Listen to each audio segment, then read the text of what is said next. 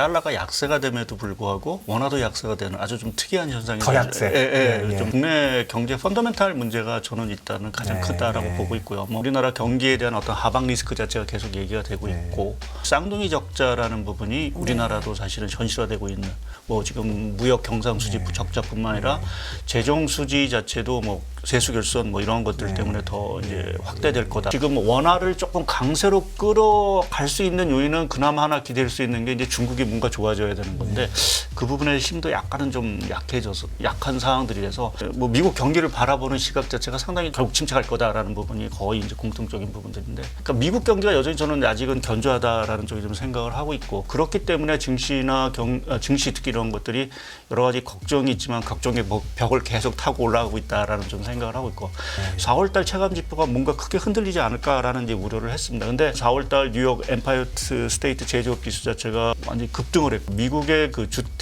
시장 체감 지표 NAHB 지수라는 게 있습니다. 미국이 금리를 인상하고 모기지 금리가 올라감에도 불구하고 주택 시장의 분위기는 나쁘지가 않다. 그러니까 미국의 경기 자체가 그만큼 견조하다. 자, 오늘 좀 바쁘게 가야 되겠죠? 다음 분 바로 모셔보겠습니다. 하이투자증권 리서치센터 박상현 전문위원 나오셨습니다. 안녕하세요. 네, 안녕하세요, 네. 님. 네, 오랜만에 오셨습니다. 네.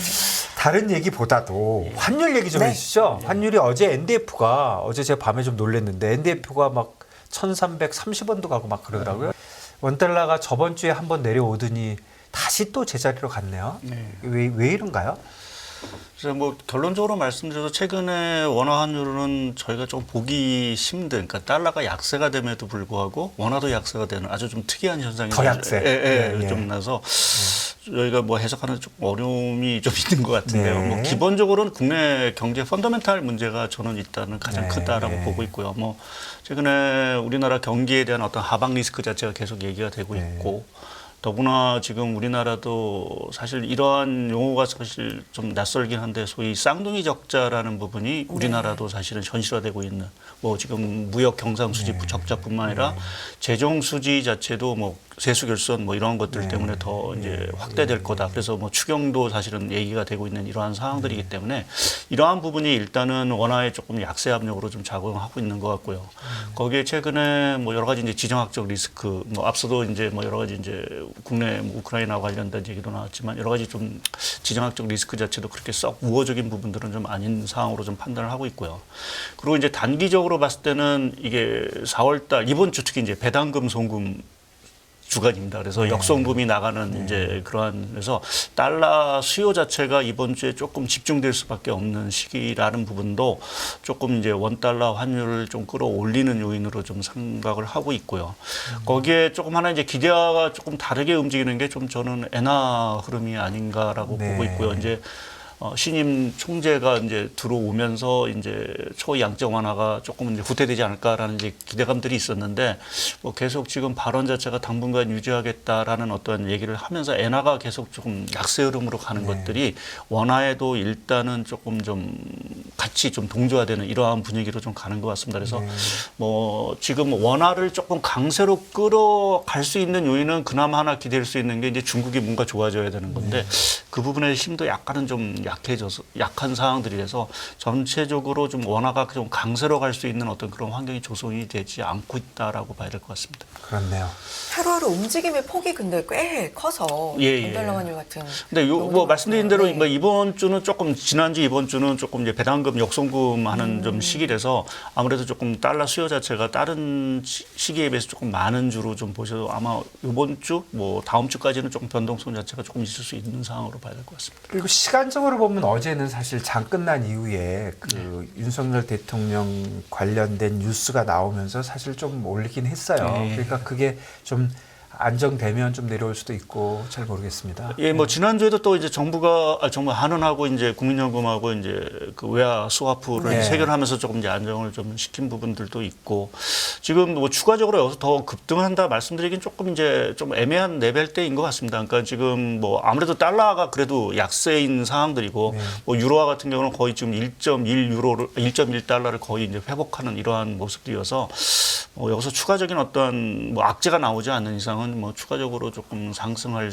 여지는 조금 전 제한적이지 않을까 좀 보고 있습니다. 저번 주에 1326원 근처에서 사실 뭐 말씀해 주신 대로 한국은행이 뭐 세게 개입 나왔거든요. 예. 근데 그때 제가 기억해 보면 101.50이었어요. 예. 근데 지금 101.90이니까 예. 한국은행이 1326원을 고집하는 게 아니라 요거를 비율로 계산을 하면 글쎄요. 1330원 넘어가면 오늘도 개입이 과연 나올 것인지 그게 관건이겠네요. 예, 뭐 아무래도 시장, 뭐 정부 입장에서로 보면 스무딩 오퍼레이션을 뭐 조금은 할 거로 좀 보고 있고요. 뭐 지금 정부가 어느 뭐 원하는 레벨대는 분명히 없긴 하지만 뭐 환이 불안하다라는 자체가 뭐 여러 가지 뭐 국내 경기라든지 또 외국인 투자자 입장에서 보면 좀 센티멘트상으로 조금은 좀 불안할 수 있는 부분들도 있어서 뭐 정부가 뭐 조금 적극적이진 않지만 좀 시장 개입에 조금 계속해서 나서지 않을까 좀 생각을 하고 있습니다. 갑자기 한국은행만 쳐다보는 외환시장이 갑자기 돼버렸네요. 자, 이제 네. 다른 얘기 좀 해볼까요? 네. 미국에 최근에 나오고 있는 체감 지표들, 4월 체감 지표들 좀 정리해 주시고 이게 어떤 의미를 갖는지 말씀해 주시면 좋을 것 같아요, 위원님. 예. 네. 일단 이런 말씀을 좀 최근에 뭐 미국 경기를 바라보는 시각 자체가 상당히 조금 크게 엇갈린다기보다는 사실은 좀 침체를 얘기하시는 분들이 사실 더 많아졌죠. 네. 뭐 거의 대가라고 하시는 분들은 다 이제 경기가 뭐 결국 침체할 거다라는 부분이 거의 이제 공통적인 부분들인데 사실 근데 저는 조금 이제 그 부분에서 뭐 제가 뭐 전문가는 약간 좀 각을 좀 달리하고 있는 부분들인데요. 그러니까 미국 경기가 여전히 저는 아직은 견조하다라는 쪽에 좀 생각을 하고 있고 그렇기 때문에 증시나 증시 특히 이런 것들이 여러 가지 걱정이 있지만 걱정의 벽을 계속 타고 올라가고 있다라는 좀 생각을 하고 있고 그러한 측면에서 이번 4월 달에 발표된 체감 지표가 사실은 좀 의미가 있다라고 보는 게 왜냐하면 3월 달에 우리가 신용 경색이라는 부분을 사실은 맞닥뜨렸기 때문에 4월 달 체감 지표가 뭔가 크게 흔들리지 않을까라는 이제 우려를 했습니다. 근데 이미 아시겠지만 4월 달 뉴욕 엠파이어 스테이트 제조업 지수 자체가 뭐 우리가 마이너스를 생각을 했었는데 뭐 완전히 급등을 했고요. 또 하나 조금 눈여겨 보실 게 그 미국의 그 주택 시장 체감 지표 NAHB 지수라는 게 있습니다. 이게 저 개인적으로는 미국의 경기 자체를 상당히 잘 설명한다라고 좀 보고 있거든요. 그러니까 보면 항상 미국 경기 선행 지수에 거의 뭐 한 1년 정도를 선행해서 움직이는 정도의 흐름을 좀 보이고 있어서 상당히 이제 미국 주택 경기 자체가 뭐 아무래도 어느 나라나 마찬가지면 이제 주택 경기가 경기에 상당히 큰 영향을 미치죠. 근데 이 NAHB 지수 자체가 최근에 보면 한 4개월 연속 상승을 하고 있습니다. 그러니까 미국이 금리를 인상하고 모기지 금리가 올라감에도 불구하고 주택 시장의 분위기는 나쁘지가 않다라는 얘기 자체는 그러니까 미국의 경기 자체가 그만큼 견조하다라는 의미로 사실은 저희가 해석을 할 수 있는 부분들이고, 그러니까 제가 그 앞서 이제 말씀드린 미국이 견조하다, 또 특히 이제 이러한 제조업 지수라든 체감 지표가 뭐 ISM 지수는 많이 떨어졌었죠 지난번에. 그럼에도 불구하고 지금 어떤 제조업 생산 지수, 우리가 얘기하는 실제 생산은 사실 그렇게 뭐 위축이 되지 않고 있는 부분들입니다. 그래서 왜 이게 이렇게 미국이 뭐 체감하고 어떻게 보면 생산 지표하고 이제 괴리가 있을까라는 부분을 생각해 보면 이전에도 한번 와서 말씀을 드렸지만 일단 우크라이나 효과가 미국은 좀 있는 것 같습니다. 아무래도 방산 수출이라든지 뭐 이런 것들이 워낙 크다 보니까 뭐 지원액 자체도 뭐 워낙 많다다 보니까 거기에 따른 여러 가지 이제 무기 지원이라든지 이런 것들이 있겠죠. 또 한 가지는 그 소위 리쇼링 효과 자체가 톡톡히 사실은 지금 미국이 보고 있지 않나라는 좀 생각을 좀 하고 있습니다. 그러니까 얼마 전에 파이낸셜 타임즈에도 나왔지만 지난해 8월에 IRA법하고 반도체 과학법이 통과된 이후에 미국으로 이제 투자를 하겠다라고 약속한 금액 자체가 2천억 달러가 넘었다고 합니다. 그러니까 그만큼 과거에는 사실은 미국이 어떻게 보면 우리가 제조업이라는 부분 자체를 잘 생각을 안 했던 부분들인데 이러한 제조업 쪽에서의 자금들, 뭐 공장이라든지 이러한, 그러니까 실제로 지금 미국 건설 중에서 이제 제조업 건설이 차지하는 비중이 역사상 최고치를 이제 지난해 기록했습니다. 그러니까 그 얘기는 미국의 공장을 많이 짓고 있다는 얘기죠. 그러니까 그러한 것들이 뭐 이 미국의 이 신공급망 정책이 뭐 앞으로 성공을 갈지는 조금 더 봐야 되긴 하겠지만 단기적으로 봤을 때는 상당히 미국 경기를 지지하고 있다라는 부분에서 보게 되면 상당히 이제 긍정적인 거. 그래서 뭐 말씀드린 이러한 4월 체감 지표의 어떤 반등, 뭐 조금 또 5월 달에 대해서 또 어떻게 분위기가 바뀔지 모르긴 하겠지만 여하튼 저희가 생각하고 있는 침체 단기적으로 봤을 때는 사실은 그렇게 임박한 부분은 아니지 않겠느냐라는 쪽으로 좀 생각을 할 수 있고 그렇게 보면 최근에 어떤 주식시장 이러한 것들이 계속 좀 걱정의 벽을 타고 올라갈 수도 있지 않겠느냐 좀 생각을 하고 있습니다. 결국 그렇네요. 3월 초에 그 SBB 나올 때부터 걱정이 엄청 많았던 이 신용 경색이 사실은 뭐 결론적으로 별거 없었다 하는 게 나오니까 그것 때문에 금리 안 올릴 거 아니야 했던 뭐 그걸 기대라고 해야 되나 예측이라 해야 되나 그런 게 좀 꼬꾸라지는 그런 쪽으로 가고 있는데 그쪽 관련돼서는 어떻게 생각하십니까? 예, 뭐 지금 분위기로 봐서 5월달에 금리는 인상을 할 것 같고요. 예, 그거 할 것 같네요. 예. 저희는 뭐 사실 동격으로 생각을 했었는데 지금 분위기 봐서는 뭐 인상을 할 것 같고 그러면 앞으로 6월달까지도 금리 인상할 거냐라는 부분에서는 저는 5월이 결국 마지막이 아닐까라는 생각은 여전히 좀 유효한 것 같고요.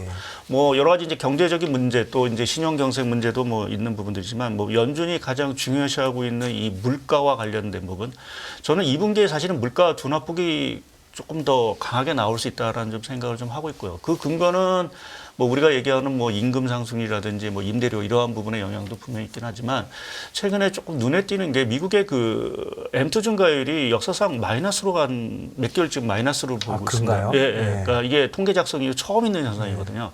그러니까 그 유동성의 둔화라는 부분 자체가 이제 실물 쪽에 분명히 그러니까 물가 쪽에 영향을 미칠 수 있는 부분들이 있고 또 한 가지 그 주목이 되는 게 미국의 그 공급망, 그러니까 뉴욕 연준에서 발표하는 이제 글로벌 공급망 압력 지수라는 게 있습니다. 그러니까 이제 공급망이 얼마나 차질이 빚어지냐 이러는 건데 최근에 보면은 상당히 이제 그것이 이제 하락을 했다라는 거는 이제 공급망이 거의 해소가 이제 차질이 해소가 됐다라는 거죠.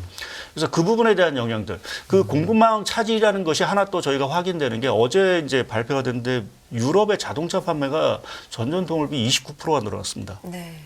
그 상당히 큰 폭이죠. 우리가 유럽 하면 사실 상당히 어려웠다고 생각하는데 지금 몇 개월째 10%대를 유지를 하다가 그 3월 달에 29%가 늘었는데 사실 그거는 뭐 에너지 가격 하락 뭐 이러한 어떤 효과도 있지만 얘기되는 게 공급망 차질이 완화됐다라는 그러니까 상당히 이제 그 자동차 그러니까 인도가 사실 빨라졌다라는 얘기죠. 그러니까 그 얘기 자체는 물가라든지 이러한 쪽에 상당히 좀 전 기여를 할 거로 좀 보고 있고요. 거기에 지금 세계 공장이라고 하고 있는 중국의 생산자 물가가 3월 달에도 마이너스 2.5%라는 거는 여전히 중국에서 나가는 제품의 가격이 싸다라는 부분이기 때문에 그렇게 보면은 좀 물가 압력 자체가 저는 2분기에 조금 더 두드러질 것이다. 소위 디스인플레이션 현상이 더 가속화될 수 있다라고 하면 연준이 여기서 굳이 금리를 더 올리지는 그러니까 5월 달을 마지막으로 해서 일단 휴지기에 들어가지 않을까 좀 생각을 하고 있습니다. 네. 저기 위원님 공급망 차질에 관련돼서 발음도 안 나네요. 공급망 차질이 지금 얘기하는 게 원래 생겼던 이유가 중국 관련된 미국과 중국 싸우는 거 그리고 코로나 두 가지라고 봐야 되는데 지금 해소가 되고 있는 게 중국하고는 별로 해소가 안 되는데 다른 쪽에서 해결이 돼가고 있는 그런 겁니까? 아니요. 중국도 일단은 해결이 되고 있는 거예요, 많이? 갈등 문제도 있긴 하지만 사실은 제로 코로나 방역 정책을 하면서 생산이 안 됐던 부분 자체가 이제 생산이 원활화되다 보니까 그 부분이 이제 조금 전반적인 전 세계 이제 회복을 주는 부분들이 있는 것 같고요. 또 한 가지는 이제 아무래도 이제 뭐 작년 같은 경우는 뭐 그 코로나도 있었지만 우크라이나 전쟁이 작년 초에 있으면서 여러 가지 이제 곡물 쪽의 어떤 차질이라든지 뭐 에너지의 어떤 뭐 인도라든지 이러한 것들이 상당히 차질이 있었는데 이러한 것들이 전반적으로 사실은 다 해소가 됐다라는 부분으로 봐야겠죠. 중국과 미국 계속 갈등을 하니까 느낌상은 뭐 해결된 게 없는 것 같은데 그렇진 않다. 그러니까 실제적으로 보면은 뭐 교육 자체가 뭐 확 위축된 부분들은 아니고요. 그러니까 지금 문제가 되고 있는 건 사실은 이제 핵심적인 반도체 이러한 부분에 있어서는 사실은 조금 뭐 미중 간의 어떤 교육이라든지 이런 거에 상당히 좀 줄어든 부분들이긴 하지만 여타 부분에서 뭐 그렇다고 해서 미국이 중국 제품을 안 사는 건 아니니까요. 그렇죠. 그러니까 그러한 부분에서 그동안은 생산 차질 또는 어떤 뭐 이런 운송 쪽에서 어떤 차질이 상당히 있었는데 그 부분 자체가 여하튼 해소가 됐다라는 것이 상당히 좀 큰 부분들인 것 같습니다. 그렇네요. 네. 미국 국채 5년 만기 CDS 프리미엄의 급등 이 부분도 한번 짚어보면 부채 한도 협상 이게 확실히 큰 원인이라고 좀 봐야 될까요? 어떻게 보십니까? 예, 지적하신 게 맞는 것 같고요. 그러니까 저희가 이제 신용위기가 SBBR 사태가 터진 이후에 이제 저희가 미국 CDS라든지 미국 은행들의 CDS를 계속해서 이제 저희가 주시를 하고 있는데 은행 CDS는 사실은 많이 좀 특히 이제 찰스 수학 같은 경우가 상당히 이제 문제가 된다라고 해서 CDS가 급등을 했었는데 이미 그 SBB 사태 이전 수는 회복을 했고요. 그 과정 속에서 미국 CDS는 아직 떨어지지 않고 오히려 최근에 그 5년물 CDS 기준을 보게 되면 한 연초에 한 26 정도였던 게 지금 한 47, 거의 50 정도 되니까 2배 이상 뛴 상황들이죠. 거래 규모 자체도 작년 말에 한 700만 달러 정도 거래됐다고 하는데 최근에는 한 11억 달러 거래가 된다라고 얘기를 하고 있습니다. 그러니까 그만큼 뭔가 보험을 들고 싶은 욕구가 상당 부분 많은 분들이고, 그러면 신용 리스크 자체는 둔화가 이제 해소가 되는 과정 속에서 왜 유독 미국 CDS만 튀느냐라는 부분 자체는 말씀하신 대로 부채 한도 협상에 대해서 시장이 여하튼 이제 조금 우려를 좀 하기 시작을 했다. 잘 되지 않을까요? 이게 뭐 문제가 글쎄요. 제가 좀 단순하게 생각하나. 그러니까 됐던 적이 거의 없지만 됐던 적이 그래도 없으니까. 이제 그것도 이제 돌이켜 보시면 2011년 이제 8월에 저희가 그렇죠. 한번 이제 난리가 한번 났었죠. 났죠. 이제 해서 네, 이제 네. 미국의 신용등급이 네. 강등이 미국 예, 신용등급이 예, 강등이라는 사태가 터지면서 그때 S&P 500 지수 자체가 한 달 동안 거의 10% 넘게 아마 제가 그렇죠. 빠졌던 기억이 있는 것 같은데요. 예. 근데 그런 식의 조금 뭔가 돌발 변수가 있지 않겠냐. 더구나 최근에 이제 신용 리스크 자체가 그래도 조금 이제 잡혀가는 분위기에서 예. 만약 이 돌발 변수 자체가 그러니까 미국의 정치를 못 믿겠다라는 얘기 되겠죠. 예. 그러니까 지금 뭐 공화당이나 그 민주당 간에 어떤 지금 타협안도 사실 좀 나오고 있는 상황들이 아니기 때문에 시장은 일단은 뭔가 하여튼간 터지게 되면 시장이 가뜩이나 지금 뭐 살얼음판을 걷고 있는 상황에서 이러한 돌발 이벤트가 터졌을 경우에 나올 수 있는 여러 가지 충격들. 그러니까 대표적으로 보게 되면 단기 시장이 상당히 이제 꽁꽁 얼었겠죠. 그러니까 미국 재무부가 채권 발행을 이제 못하게 될 테니까.